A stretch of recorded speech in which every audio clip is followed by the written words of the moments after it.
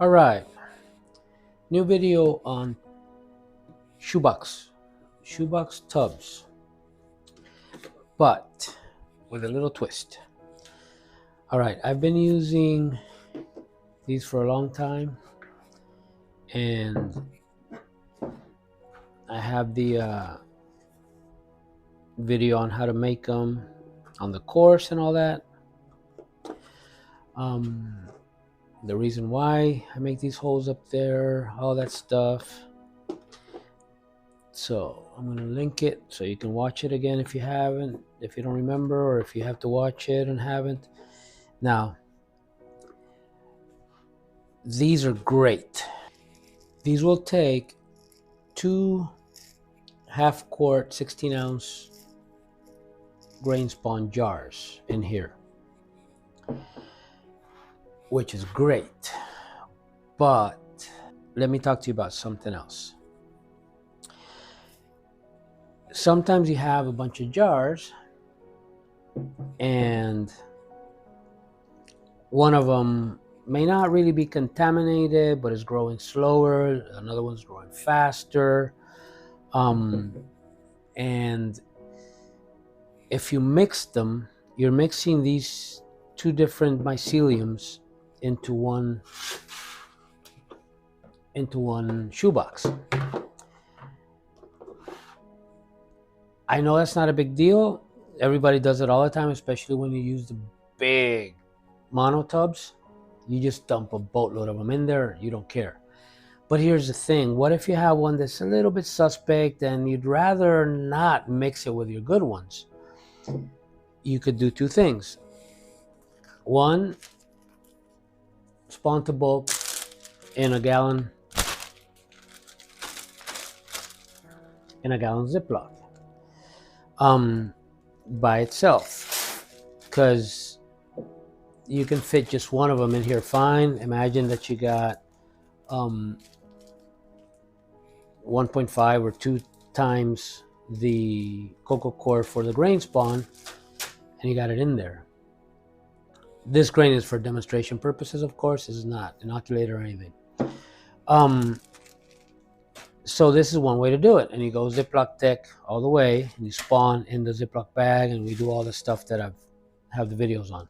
That's great. But what if for some reason you don't want to use Ziplocs, you don't like them, whatever? Here's what you do. Instead of dumping the 2 jars in your shoebox, you go to the dollar store and you get one of these babies, or a couple of them. And these are about half the size of the shoeboxes we all know and love. If you see, you can tell it's about half the size. Now, I've been using these quite a bit. I started using these for a strain that needed a casing layer after it had colonized. I couldn't go straight to fruiting with it. And I was testing and stuff, and I didn't want to go with a whole shoebox or bigger.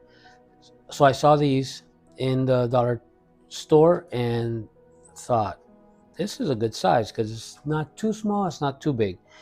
So I used the lid for the first part, then afterwards I added the casing layer, and I made my lid the same as always with the 2 rows of holes, and boom. Here I'm experimenting with, instead of using the bamboo skewers, I use these. But what I did is I melted this, made it pointy, and pushed them from the bottom and hot glued it here, as you can see. And if you look,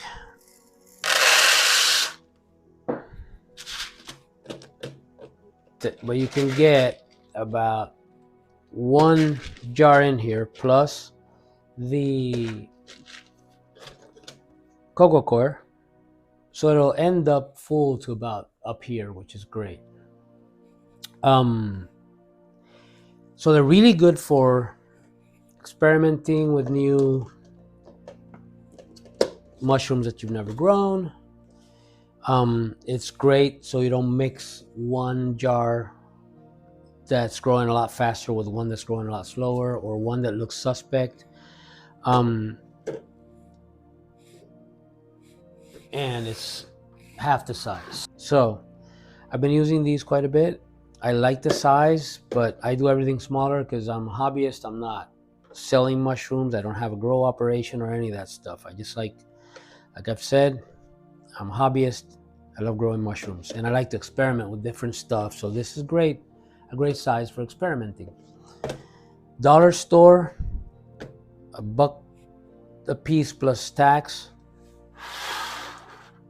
Some dollar stores now are $1.25, even though they still call themselves a dollar store.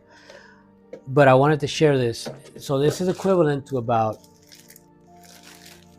what you can do in a gallon-sized Ziploc. And I want to share that. So find these at the dollar store, experiment. As I always say, experiment, experiment, experiment. And the mycelium is growing.